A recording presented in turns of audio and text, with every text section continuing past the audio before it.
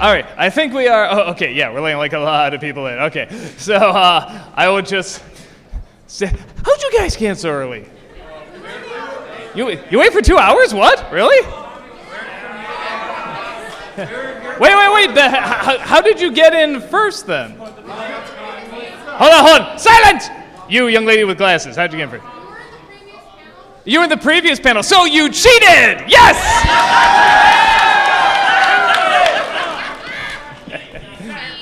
Cheaters always prosper. All right. Okay. Well, I guess we're just gonna let a lot of these people come in. Okay. So cool. Just to give a heads up, then, while people come in here, this is a panel about movies everyone disagrees with you on. I've done this panel a lot of times. It's a lot of fun. It's gonna be something where I just, unless we have a mic, cordless mic, which I don't think we do. Hold on. Do we have a sound guy in here by any chance? They don't have a cordless mic. We do not have a cordless mic. Okay, so we'll just have to use this one here. I think what we're gonna do, usually I just go around, I like hand the mic to people, but because there's no cordless ones, we'll just have people sort of like line up there. But pretty much what it is, it's talking about movies that everybody disagrees with you on, whether it's a movie you like, everybody else hates, or you hate and everybody else likes. It's sort of just sharing different opinions, because usually what I find when you disagree on a movie, there's always people, you find out more about him, and I think that's really, really cool. And usually people see it as a means to get like really pissed off and start fights, but I see it very much as a means to find out about, what people enjoy, what they don't enjoy, and what that says about them. It's sort of the really cool, interesting things. So that's very much what this is going to be about. And it looks like we still got a lot of people coming in, so yeah, I'll go ahead and just stall more. I know the table is covering my feet, but it was amazing tap dancing, really, I'll just tell you. Okay, I'm wondering if there's a way, hold on, I'm going to see if this one can stretch, hold on. I do like running around during it, gets some exercise during the panel, hold on one second. It's taped down. It's taped down. Left the grass.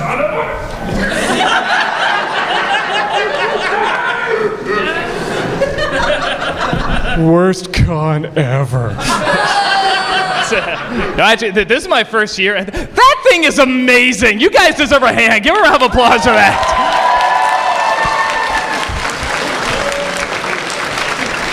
I'm just praying while I'm talking. That thing is just looking at me the whole time. Because that's just like the biggest pressure. Like, if you're not good, you will get eaten. This is my first year at this con, by the way, at Fanime, and yeah, no, I mean, it's not done. Anything can go wrong, but so far I really love it. I love the town, I love the people, I love the artwork everywhere. It's really, really cool. So, yeah, just before I even start, just all you guys, thanks so much for just making a really, really cool Fanime so far. And I think the big thing I wanted to say is, if by the time this wraps up you don't get to say what you want to say, or you didn't get to talk to me, just know there are other times you can come up and see me. A lot of people rush the stage. Don't do that, because I really gotta get going after this. But there is another panel tonight. We're doing a game show, if I'm right, with all the guests. And then tomorrow I have a Q&A panel. And then I also have autograph signing after that. It says for 1 hour, but in this one room. But after that, I'm gonna go to another desk and sign as long as I can. So if you don't get something signed, just go ahead and come there. I'm not entirely sure where it is yet, but if you ask one of the cool information people, I'm sure one of them knows, or even like maybe somebody there will tell you. So if you don't get something signed, you can just come in and see me there. By God, there's a lot of you. Con started like 5 minutes ago. What'd you expect? No, what did I expect? Okay, here's what I expected. The other night we did a screening of the Nostalgia Critic, a few Nostalgia Critic videos. Yeah, okay, some of you were there. But here's the thing. The panel rooms for viewing stuff have, cute little names like, Pokemon Fight, or, whatever. One said Nostalgia. So we just thought that was our panel. So we go in, there's 2 people in there, and I'm just looking at the guy showing me around. I'm like, I thought I'd be a little bit more of a draw than this. And he's like, oh no, we're actually on the other side of the room. And they go in, and it's like, Jesus Christ, okay. That's a little bit more like it. So they're still coming, oh my God. Okay, well, okay, let's do this. First of all, you in the chair, do you have a movie that everyone disagrees with you on that you want to talk about? Not really. Not really? Okay. What I'm going to do then, I'm going to give you a better seat. Is there a chance you can bring the chair up here, maybe in front? Yeah, I was going to say, let's go ahead and do that because we're going to have people line up here so that they can get to the mic and stuff like that. You get a much better seat. Look at this. Look at this gorgeousness. Oh, yes. Unbelievable. It's all for you, my friend. Let's go ahead. We'll bring you up just a little bit more here. Perfect. That's great. And then you can turn this way. There you go. Perfect. Okay. And now you get the lap dance.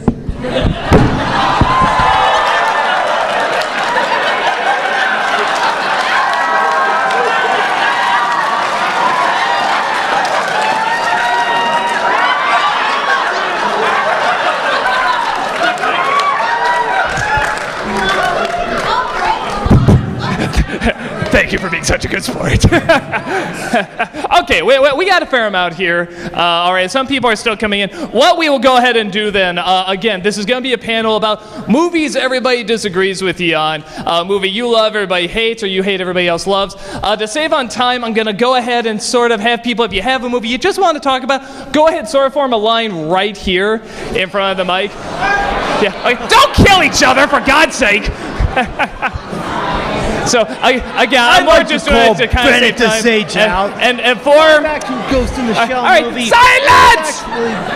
Thank you. Was a good movie. What we're gonna do is that the movie you have to talk about, go ahead, keep it to about a minute because the line's already pretty long. And the main thing that we're going to do here is we're just going to talk about films everyone disagrees with because you find out more about that person. And rather than try to treat it like, you don't like this movie? Well, I'm going to fight you. Ask why and really sort of invite a conversation there because you can find out something about that person maybe you never knew. It could be something really, really cool. So this panel is very much about you guys. This is very much about sort of sharing different opinions and different ways of looking at art because films really are art. And it's a lot of fun to do. I've done this panel lots and lots of times. And hopefully we can get through everybody. But if not, like I said, you can come up tomorrow. We can talk there about favorite movies, least favorite movies, and stuff like that. So we will just go from there.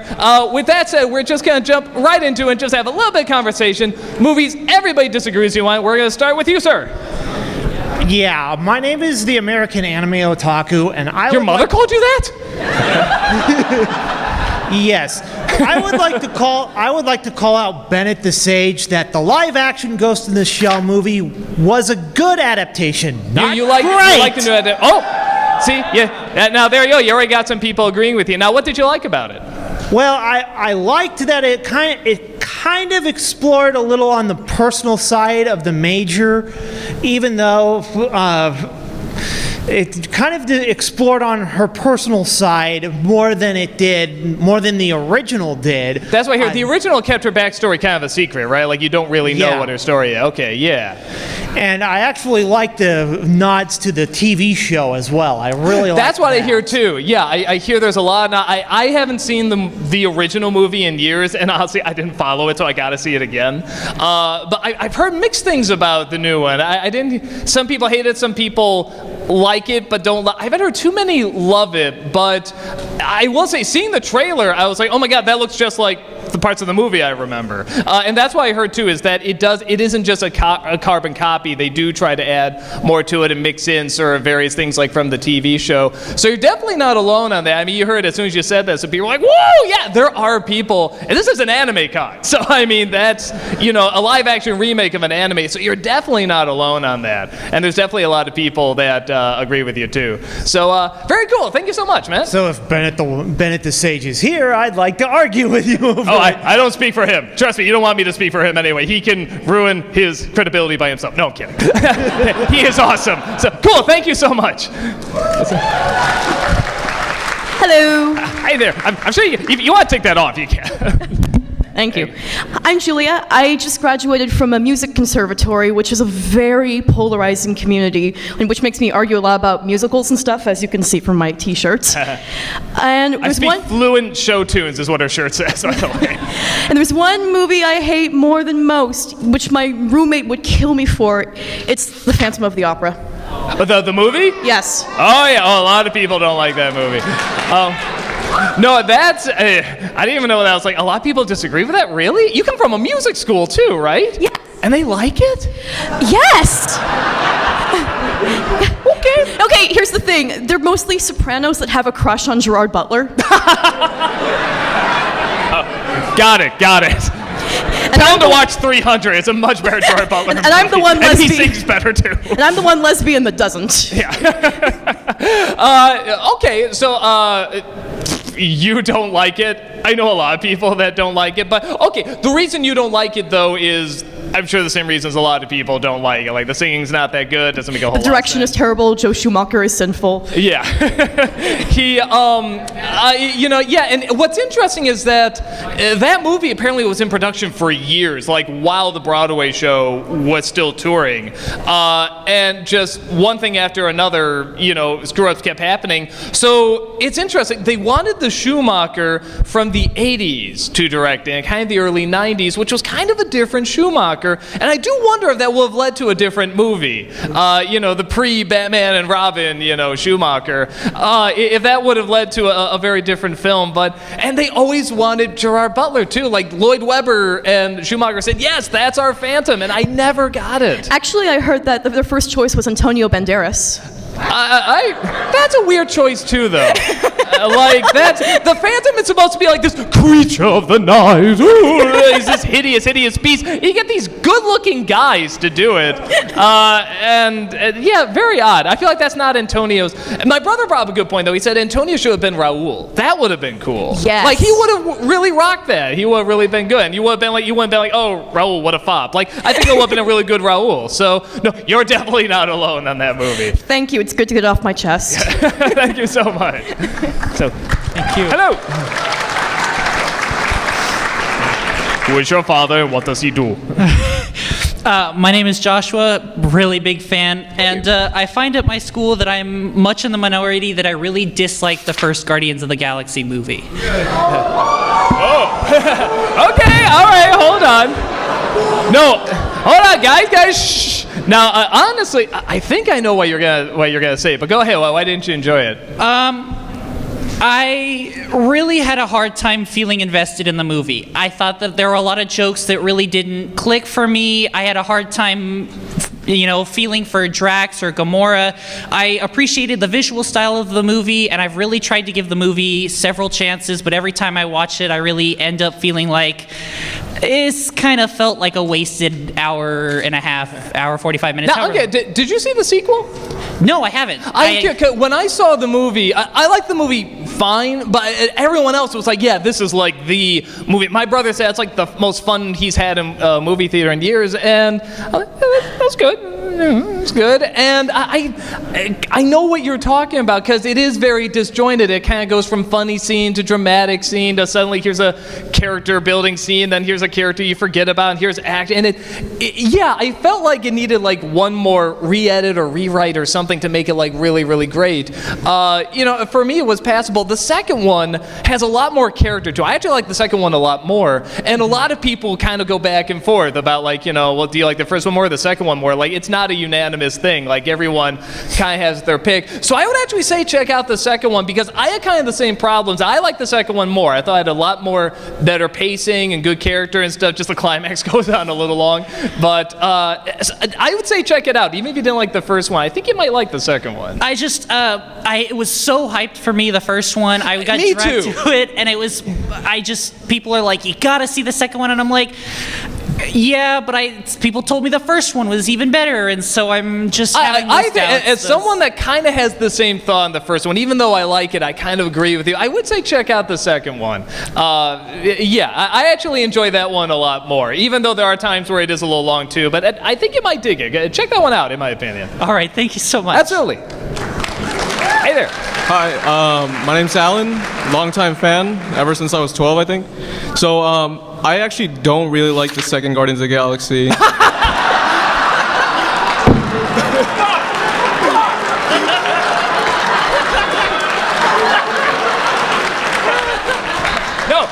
No, and again, this is a perfect example. Is that really your movie, the second Guardians of the Galaxy? Yeah, I don't. Okay, like no, it. that's perfect. Now, my brother, again, he thought what I thought of the first one. He liked it, but he was like, yeah, but there's some problems here and problems there and problems and stuff. So, again, I bet I know why you're not going to like it, but go ahead and say why. I thought it was kind of like Age of Ultron, where it was just like the same thing, but like even more boring. Like the characters, you already know that they're gonna win, and they're kind of almost like invincible in the movie. They don't really seem like they're ever in danger, really.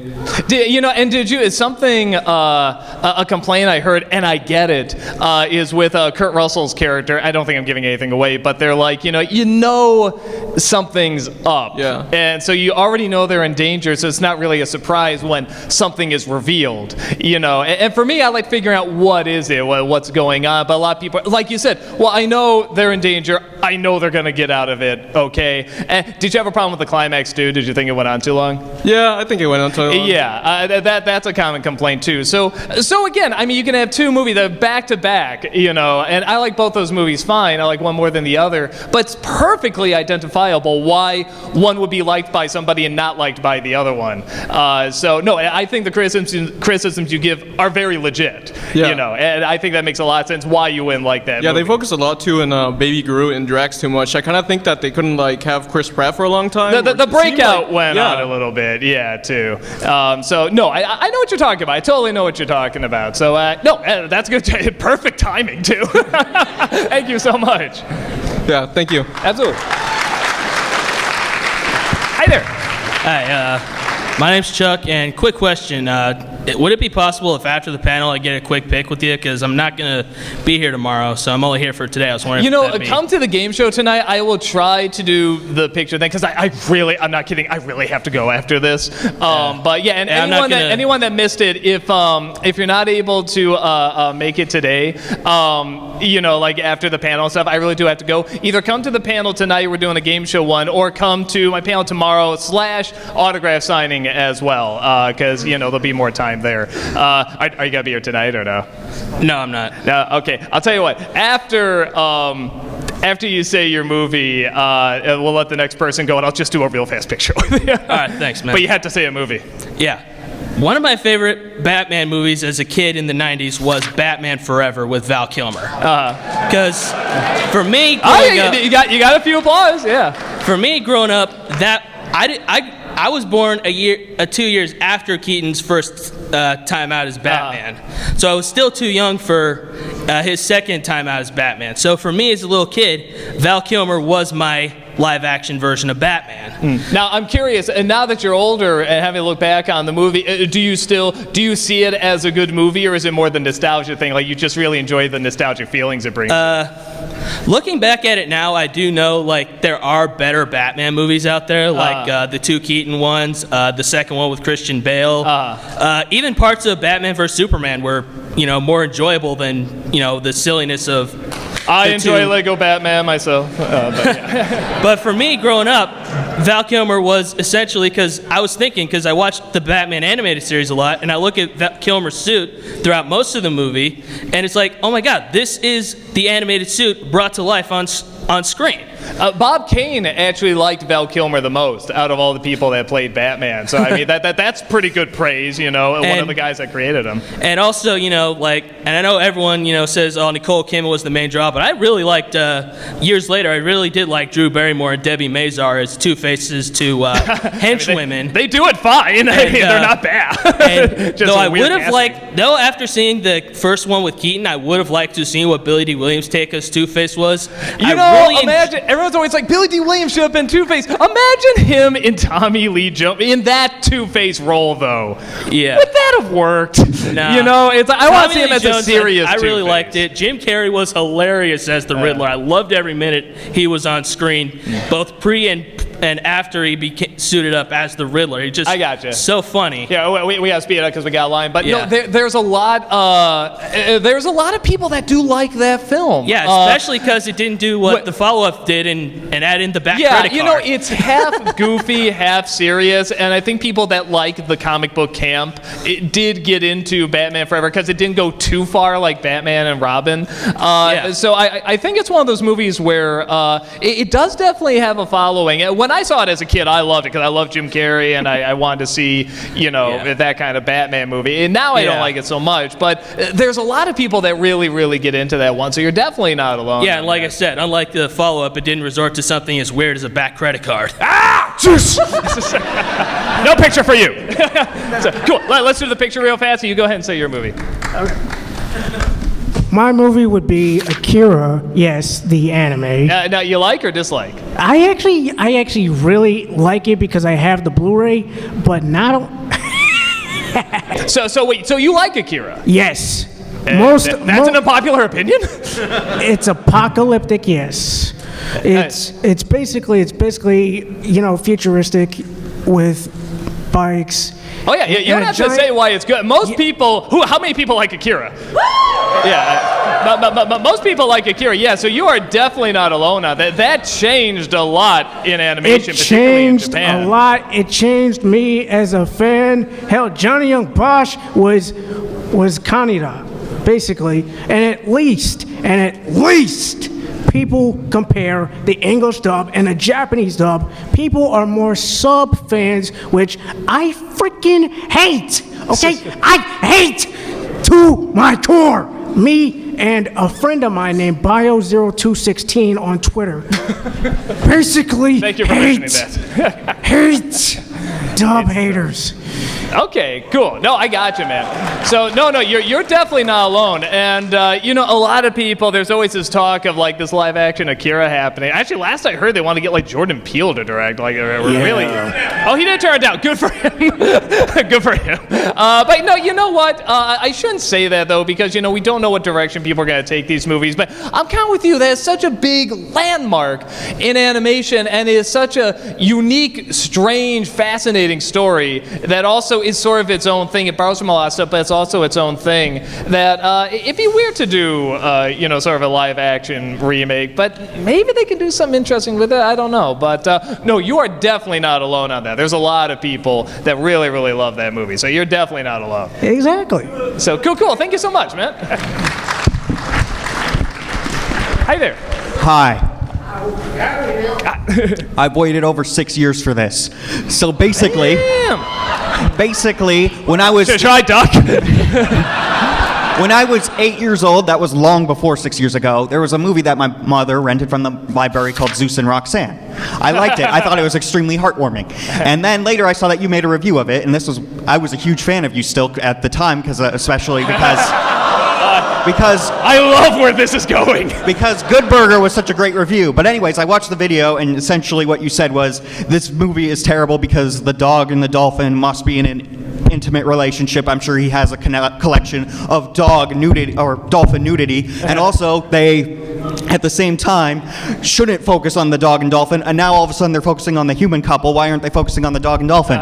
So eventually I wound up making a video commentating over it where I had 500 subscribers. Oh, my review? Yeah. Oh, that's so funny. I had 500 subscribers, and then 10 people liked it, and all my fans were like, yeah, this is awesome. But then someone with 5,000 subscribers made a video on my video, and so I go and sick him. So I had 40 dislikes and 10 likes, and then people subscribed to me just to dislike all the videos that came out with me next.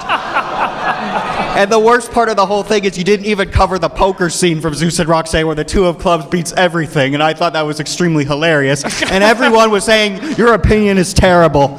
And I asked them, did you like the poker scene? And they said there wasn't a poker scene. And I said, two of clubs beats everything. Okay. Hello, Long you don't line, remember buddy. this? We gotta wrap this up. So the moral of the story is, I'm not entirely sure what the moral of my story was. Just that I kind of liked the film, and that I think the fact that you were extremely popular caused everyone to turn against me. Well, I don't know what the moral of that was, but that was a wonderful stand-up. Give him a round of applause.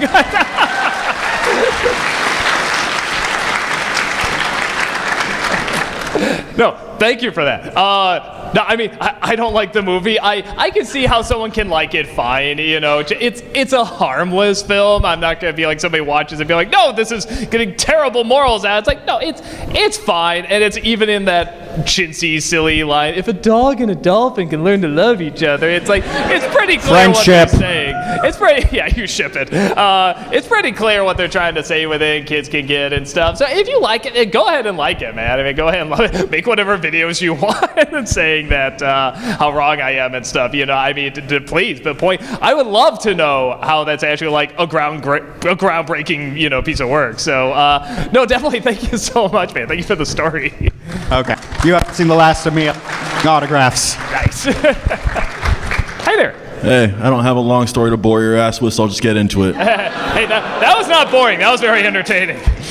Pulp Fiction. I don't like get it? I don't get it. I have tried. Hold on. Hey, come on. Now, why don't you like it? Well, it's not so much like I don't like it as much as I don't agree with everybody venerating it to the level they do. Like, it's on all these goddamn top 10 lists for a bunch of people, and it's just like, all right, it's got snappy dialogue and a bunch of crap from the 70s thrown into it, and, you know, the pawn shop scene, but what else is so goddamn good about the movie? You know, people have analyzed it, because when I first saw it, I really liked it, but it's one of those movies, I didn't know why I liked it. I just knew it's like, well, this is so strange and entertaining, and these conversations and stuff like that. And apparently, like a lot of people, there is sort of like, I hate using this term, but there is a lot of symbolism in it, apparently, to like, you know, sort of like the keeper of souls, and even the guy's like neck being cut in the back. Apparently, I want to say that was something from the Bible, but I'm not entirely sure. There actually is sort of like another story going on, and it's actually much more about redemption. And I think that's why people, like, you know, we can watch and be like, hey, that was fun, but then like other people that sort of know what they're referencing can say, hey, this is working on a totally different level. And I'll admit, I haven't been interested enough to look up what that level is. I just sort of heard this kind of stuff. So I'm not sure. I can't be like, yes, this is what it means. I don't know. I don't know exactly what the intention was. I think that's kind of why it's sort of put on like all the top 10 lists and stuff, on top of it being a very unique and strange film. But no, I'm not at all shocked by that, especially with the hype. Hype can so easily destroy a film. There's very few films that have been hyped up for me where I'm like, yes, that's exactly what I thought I was going to get, and just as good. Yeah, I can probably count on one hand how many. Fury Road lived up to it. So definitely, thank you so much, man. So for this one time, could it be a TV episode that people don't like but I like? Sure. I like the final episode of Samurai Jack. The last series or the new series? The last series, the latest one. The one that just season 5. Yeah, I like the final episode for it. I have not seen. I was gonna say we'll try to keep it spoiler free. I was going to keep it spoiler free anyways. Okay, but I mean, okay, from an emotional standpoint, what did you enjoy about it? I like the battle, the music, just the first 60 minutes of it. Then after that, just skip to the last scene. You're good. Okay. Yeah, so just skip that one scene. I haven't seen. I haven't seen the show at all, which everyone's like, ah! But yeah. I have it on DVD. I have to watch it because everyone says the Coming Back is the really good too. But I didn't know. Is the ending not of the new show? Is it not that light? Okay. That's everything. They're like, it's good. It's good. So it is not overly satisfactory, but there's plenty of people that like it fine. Bittersweet. Okay. So that's interesting. I didn't know that, because usually when a show has a really bad ending, it's like all over the internet Seinfeld. and Facebook and stuff. But that one I haven't heard that much. So that's interesting. In a strange way, that makes me want to watch it even more. I'm gonna watch on my own opinion on it. Yeah. But okay, cool. No, definitely. Thank you so much, man. Hi. Sure. Go ahead. Hello. Oh shoot. Hello. I've been a fan of you for a long time as well, and I'm glad I get to finally meet you. Thank you. And also, there was a film that you reviewed. It was a bad comedy movie that I'm sure everyone's gonna know what it is. It is I liked Master of Disguise. Oh, the Dana Carvey one. Yes. I loved it. Now tell me, first question, what age did you see it? I saw it at like the age of maybe like 10. Okay. 10 or 9. Starting to come together. Okay. 10. No, but okay. So now, do you still like it now, or is it more kind of the nostalgia? I still love the film. Is that, to this okay. day. I'm curious. What do you like about it? Is it just the different impressions? I just like the different impressions. How like that proves that a man like that has so much talent and can do so many voices. I do feel bad for that guy. I feel like he does deserve better. Like he is a legit talent. He's doing a lot better in his career because like it must take a lot of training to do all those voices at like a snap of your finger. Just keep going from like. Well, he seems so pleasant. He seems like whenever he's on camera, he like just you can tell like his goal is to make you smile. And I'm always like I really appreciate that when a comedian comes out and always has like this really upbeat, sort of feel to him, which is always so hard when you see him like go through projects that don't work and stuff or don't succeed, I should say. But okay, so you like him, you like his talent, you like how silly it was and zany it was and stuff. I have to know, do you like the turtle scene too? I love the turtle scene. Okay. I like it. Okay, see, you got other people that like it too, so you're definitely not alone. It's like you said. It was so good. It's on the back of the DVD case. It's advertised, and you're like, it's like you said, like it was advertised on the back of the disc. It's like it's gonna be a good scene. It's gonna be a long scene. The scene only lasted a few minutes, and it's still memorable to certain people. Well, there's not that much to forget, to be fair. Yes, to be fair. Just saying turtle over and over. Turtle, am I turtling up for the turtle club? See, no, you got fans, man. No, there's definitely people that like that scene too. So, no, awesome. I mean, like I said, I don't enjoy it, but something else about it is kind of interesting. I didn't even think about. It's a PG movie, and it's technically a kids film, and it's one of those things where it's like, like, you don't even think about it being a kids film, but it's like, okay, I give it credit that Sandler's production company, he actually tried to make a kids film that was only PG. It wasn't like A Crazy Nights, which is probably R. Another one of my favorite films. But yeah, no, so that's cool, man. Awesome. Thank you so much. Mom. Hello. Hi there. My name's Nick, and there's this movie really connected to my childhood. The one you reviewed, March 7th, 2012. Oh, wow, okay. Thomas and You were a child then? No. It was Thomas and the Magic Railroad. Oh, yes. Now. Yeah, sparkle. Now. So, all right, guys. All right, what'd you enjoy about it? I'm assuming you enjoyed it. Well, it's Thomas, and it was my childhood. In fact, my first word was Harold. You know, that helicopter that spun the dust everywhere. Oh, cool. But for me, when I saw it back then, I thought it was just okay, aside from the Shining Time segments, which kind of killed it for me. But looking back on it now, I saw we were robbed of what could have been. There was supposed to be a villain called P.T. Boomer. He was cut out because the test audiences deemed him too scary. What would be too scary in a Thomas and the Tank Engine movie?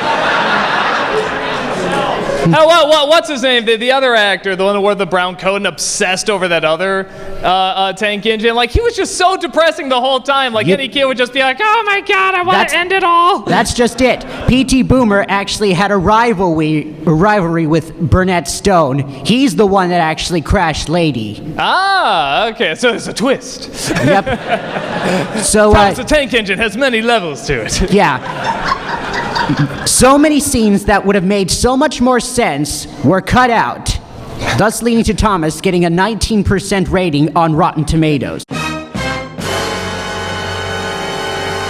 This movie does have the phrase sparkle, sparkle, sparkle. Are you sure that would have tied all the pieces together? But still, what they should have done, cut out the Shining Time segment, but leave P.T. Boomer. That we could at least have some levity, keep it on the island of Sodor, keep a focus here. I will say this, with the one dude, I'm blanking out, was it Peter Fonda? Was that? Yep. Peter Fonda. He is just totally in a different movie. He is in like a real adult grown-up movie. Just, oh lady, I just don't know. I mean, you were beautiful once and I destroyed you. I wasn't there. And it's such a different movie that I am wondering if maybe the creation of that villain would have tied that together better. Yeah, exactly. Like maybe that would have made it at least stronger, gotten it a because 40 it just seemed like a totally different film. At least gotten it a 43% Rotten Tomatoes, Yeah. but hey, at least it would have been better. Probably, because that was just like the rest of the film. I'm like, okay, this is just silly being silly, but that was so strange that maybe you're right. Maybe that would have made much more of a connection. So that's actually really interesting to know. Yeah, you ought to look it up. There's actually petitions on getting a director's cut of Thomas and the Magic Railroad released in theaters.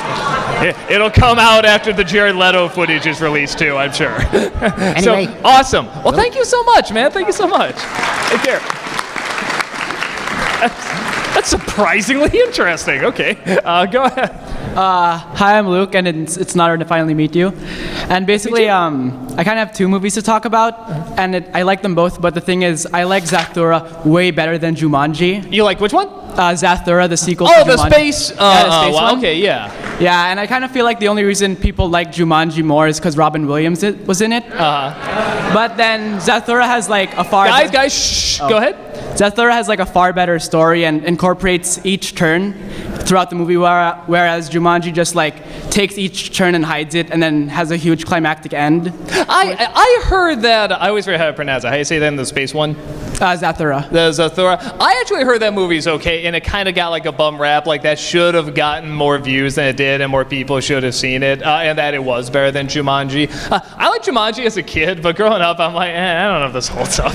Well, especially because I love the book. That's such a cool idea, and it's sort of like, okay, well, here's just your very basic adventure, and then we'll just kind of stop, you know? Like, I kind of felt like there could be something really, really cool to that, or maybe simplify it. I don't know, but I hear that's what Zathura kind of does. It keeps it simple, but also sort of like big and grand and epic. And so I haven't seen it, but I actually have heard it's pretty good. Yeah, like Jumanji, it was just like an adventure you follow, whereas Zathura kind of delves into the characters because at the end, this is kind of a spoiler, but it's a really old movie, so it doesn't matter. But it turns out the astronaut that helped them the whole time is actually the older brother who was stuck in the game because his little brother died. And, Jumanji kind of did that. Okay. Well, so it's kind of a connection. They did that in the beginning, so you already knew it, but this is Zathura, so it was kind of like an M. Night Shyamalan twist kind of thing. What's the twist? It's actually a prequel to Jumanji the whole time. Yeah. No, I haven't seen it. I get not a ton of people have seen it, but I should check it out because I forget it even exists, and it's just like, I remember people saying like, that was okay. So I'll probably check that out. Actually, yeah, I forgot it existed too, but then you started talking about I think a few months ago, like a bunch of sequels that ended up being good, and Zathura came to mind right away. So when I heard you were going to be at this, I was like, I have to bring this up. Cool. Yeah, no, I'll check that out. Thanks so much, man. All right, thank you. Awesome. Take care. Hi there. Hi. Wait 8 years to finally meet you, so. Nice to meet you. My name's Jason, and something I like that everyone else seems to really dislike is Star Wars Episode 2. The Attack of the Clones? Yeah. Well, I am so intrigued what you like about it. No, because that's like the one, even more than Phantom Menace, that's one where I'm just like, man, I don't get much out of this one. Not the sand. No, not the sand. No, and that's so funny. I love that line because I hate sand. It does get everywhere. It is Colton Morgan. I don't like it. I like everyone's laughing at that line. I'm like, he's got a point. Sand sucks. Not the staleness of the line itself, I meant. I liked the action. I liked the back and forth between characters. Even the CGI I didn't mind, even when it was sometimes really bad. And even its bits at comedy attempts were actually kind of funny. Oh, what's a drag? That was so bad. Okay, go ahead. But yeah, I just like a lot of it, except for like. It sounds like you're bringing up more what you don't like about it than what you do like about it. It's like I just like pretty much all of it. Like even a lot of the parts people dislike, CGI on all that. Okay, with the CGI, do you like how it visually looks? Do you like kind of the design and stuff I'm liking that? how the visual of the army and everything, and like the designs of the ships themselves and everything. It's one of those things where it's like they're shot nice. It's sort of like if it didn't look very fake, it would look very nice. And that is the one thing about sort of the prequels that I did have to kind of give credit for, is that even though they look very fake, they still look nice. They're very nicely laid out. They're very colorful. there's still a grand size to the way it looks. It's just when they start talking, that's where everything goes downhill. Yeah. But yeah, so I know what you're talking about with that, because a lot of people say, oh, isn't the CG awful and there's too much of it? It's like, yeah, but it's still visually pleasing. So I know what they're talking about with that. And so you also like the fight scenes and the stuff fight like scenes that? and actual, like, in between, like, a lot of people found, like, Anakin and Obi-Wan's in between, like, this is bad dialogue and whatnot, but I actually liked it because they actually had personalities. The other scene I liked, actually, is when Yoda has that weird, it's weird, but I like when he sort of has that space map, whatever, with the kids in there and stuff, and you could probably cut that or have them just look at a real map, no biggie, but it's like that was neat, that was imaginative, that was like, okay, that was almost like a Star Wars scene, like a magical Star Wars scene, kind of bit, so, yeah, I kind of forgot about that scene, actually, so, no, I hear you, man, that's actually very interesting, you brought that up. Awesome, thank you so much, man. Thank you. Hi there. Hey there. My name's Anthony. We actually met back. Oh, a little louder. Sorry. My name's Anthony. We actually met back in the park yesterday. But one movie that I like that almost everyone I know dislikes is, and I know your nostalgia critic opinion of it at least, Super Mario Brothers the movie. That's not the first time I've heard that. Now, Akira, what do you like about it? Honestly, for the time. Okay, shh. Go ahead. Like, for the time, I thought that the special effects and whatnot, and like the makeup and so on, I thought it was actually pretty darn No, good. a lot of that is actually still pretty, some of it sucks, but a lot of it I think is still pretty decent. Yeah, and the actor they got for Mario, I thought he actually did a better... Oh, it's Bob Hoskins, yeah, it's like one of the great actors, yeah. I thought he did a pretty darn good job. And apparently drunk off his ass 90% of the movie, he had confessed. Wouldn't doubt it. But honestly, I know why people hate it and all that, and I agree it's not an amazing film, but for adapting a video game like Super Mario Brothers back in that day, how else would you adapt it exactly? You want to know what's so funny about that movie too? Because I was a little kid, I was really excited because I kind of thought, because this was shortly after like Batman Returns came out, I thought this was going to be like what Batman was to like the campy Batman, like that. This was going to be the Mario to that. Like this was going to be the really badass adult Mario, and yeah, here we go. And I just saw it, and that was like one of the first movies I could remember coming out saying like, yeah, it's not a good movie. Like it's one of the few, because when you're a kid, you kind of like anything, even if you don't, you still do it. I came out of it like, I really feel kind of ripped off. But I'm kind of with you because the things that I liked were in the trailers. There was one really good trailer. Everyone's like, oh, I got the power one. No, there's a really good badass trailer that's almost like a Batman trailer or something.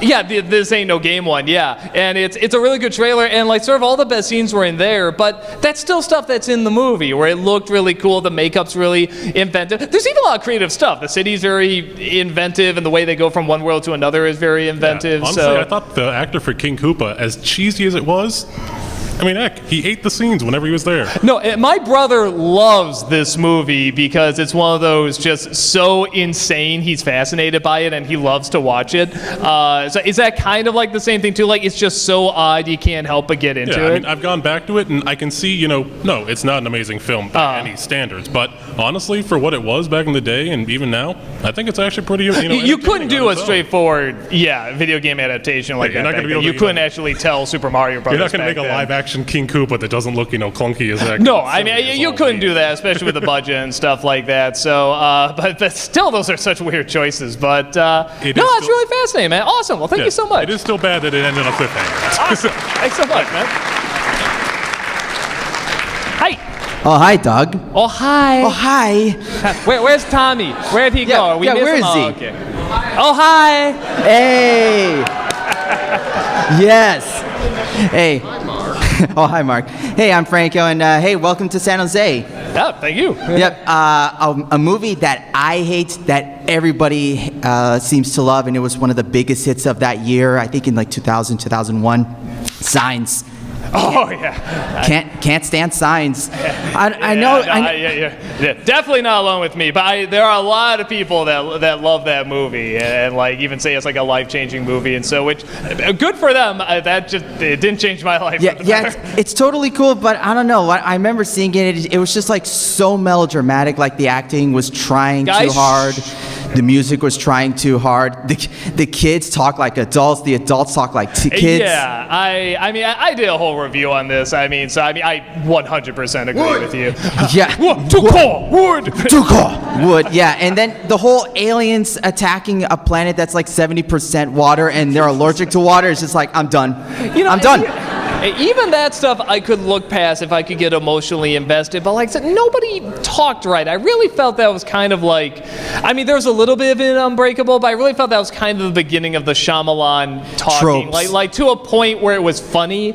With Unbreakable, it's a little melodramatic, but I like it fine, But like with Signs, it's like, man, this is just getting comical, just the long going back and forth and how slowly they talk, and what he's going for. That's what's kind of painful because you've seen this done better in other movies or the dramatic elements, but it's just too gimmicky, Exactly, and that movie started this particular trope, just the whispering. You can barely hear anyone. Yeah, no, that's a good point too. Yeah, they all just whisper. The loudest person in the movie was the kid who had asthma. He should be whispering. Yeah. But no, you're definitely not alone on that movie. There's a lot of people that love it too.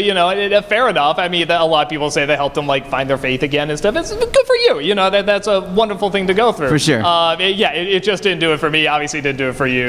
And and that's totally fine. We're all gonna find our separate things. Yeah. So awesome. Thank you so much. Yeah, no problem. Thanks.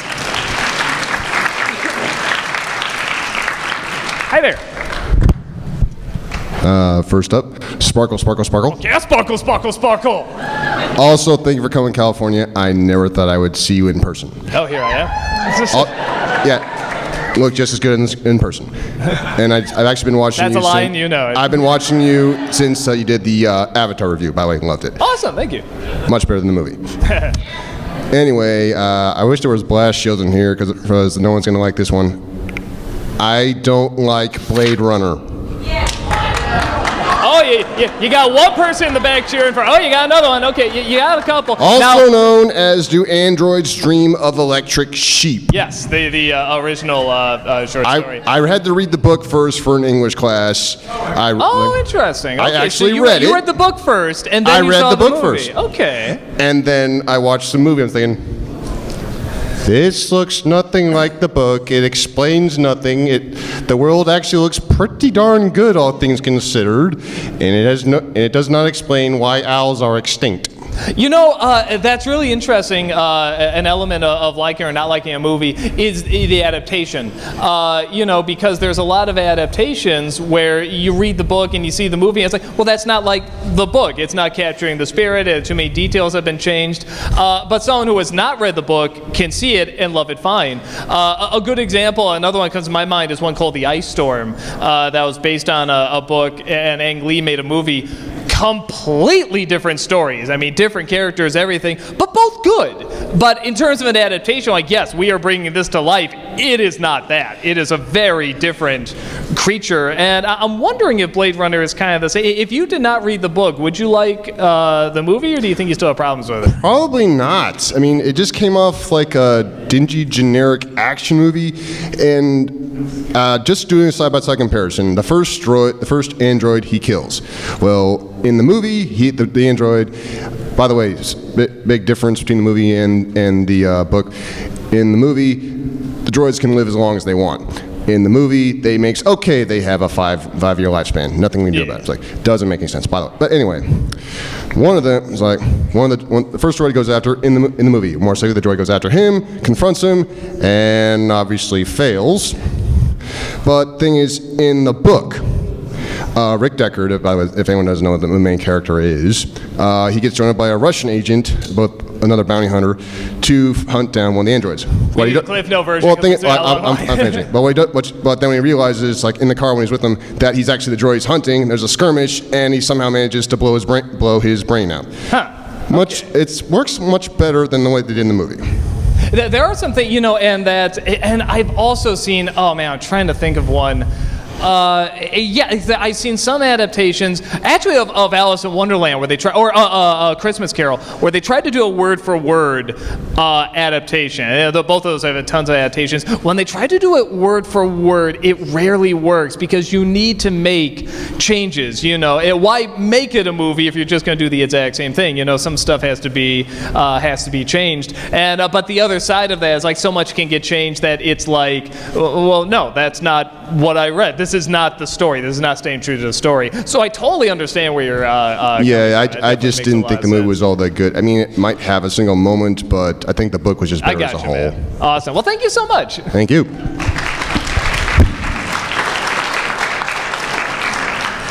Hi there. Hey, my name is Philip Marable, and I taught you about nostalgia. You looking at your reviews, I kind of know how nostalgia works. I've been telling people about Teen Titans Go and how much that show was pretty. Had to get to the movie, man. But anyway, the cartoon I really hate nowadays. I hate that everyone keeps saying to everyone I like. It's Scooby-Doo Mystery Incorporated. Has anyone seen this one? I haven't even seen it. Well, here's the thing. It was trying to be an adult Scooby-Doo cartoon. An adult Scooby-Doo cartoon? Yeah, well, okay. not by adult, I mean like, kind of like Avatar and all these Harry Potter. I'm going to strip for you, Shaggy. Yeah, but here's the thing. They tried to throw in a lot of elements. Scooby-Dooby do it! Okay. And by adult, I'm sorry. As a comedian, I couldn't let that go. It's trying to be like Scooby-Doo, like how Avatar: The Last Airbender was, like how like Avatar and all these other like epic shows. But it tried to be so hard to be like. It was like everything about it is so the world. Is this kind of the Family Guy animation? Is that kind of the one, or is that a different one? No. Okay, that's a different one. No, it was the one when Velma and Shaggy were conflicting over Scooby. Scooby and Velma were conflicting over Shaggy, and and it had all this stuff that it kind of makes me mad. One of the things that really made me mad was when Shaggy and Daphne were hallucinated by gas, and they ended up sleeping together. Ew. Yeah, I mean that was the one that really got me angry. No, I haven't seen this. I will say it's so interesting that idea is one of the ideas that has been done over and over and over in so many different incarnations. And it's like, I'm always fascinated when they find kind of that secret formula, because some I get. I understand Superman. I understand Batman. I understand like X-Men. So, but it's like, you get stuff like Ninja Turtles and, Scooby-Doo. I'm like, really? These are the repeated story? Oh, okay. These are the new Greek myths, I guess. But it's interesting because you do have all these different incarnations. But the plus side is you have so many other ones you can choose from, some that are a little bit more adult, a little bit more childish and stuff like that, or maybe the right mix, in there. So, that's really interesting. No, I haven't heard of that one, so I'll definitely check that out. So, awesome. Thank you so much. Sure, no problem. Hi there. Hi, Doug. Okay. Hi. So, I think that Hateful Eight actively made other Tarantino movies worse. Oh, that's just by existing. I love the way you put that. I haven't seen this movie, but that's kind of what I hear everybody saying. Okay, because I went to the movie theater. I walked out. I heard a bunch of people saying "Oh wow, that was amazing. I loved it." And me and my roommate were like, "That was awful. A horrible It was like he went back to try to do a Reservoir Dogs type thing with a bunch of these characters that were kind of just talking off each other for most of the movie. And then halfway through the movie, all of those characters were just lying about everything. And it's we're actually all just work at Kinko's and don't do anything at all. And we're all super You're boring. seeing the gimmicks more. What started off really fresh and new are suddenly seeing that's this trick now and that's this trick now. And it doesn't seem as fresh. It was like they took what they learned. They were sitting in a boardroom, and they were like, "Okay, what do we have in Django Unchained?" Well, there was lots of blood, and we said the N-word a lot. So, they do that let's just do that. I hate that I haven't seen it. I heard very mixed things. The people didn't like it pretty much said that. Yeah. I don't have however long it is, 5 hours or whatever, how long it is to check it out. But I'm still a little curious. But it's very pretty. You're definitely not alone. And I love the way that you put that. That made you actually like his past movies less. It's sort of pulled the curtain out. That's oh no, that ruined these great movies now because now I'm seeing the tropes and the gimmicks and stuff, and they're feeling like tricks. Yeah. So no, that's very interesting. That's very, very cool. Thank you so much. Yeah, no worries. And guys, we're gonna have to cut off there. I am so sorry. Yeah, literally just run out of time here. But guys, if you didn't get to say the movie you liked or disliked, go ahead, come up to me on Sunday. I got autographs then. I got a panel tomorrow as well, a Q&A. Like I said, it's a 1 hour autograph. After that, I'm gonna go even longer at a desk. And hopefully you see me tonight at the game show. Thank you so much. Bye-bye.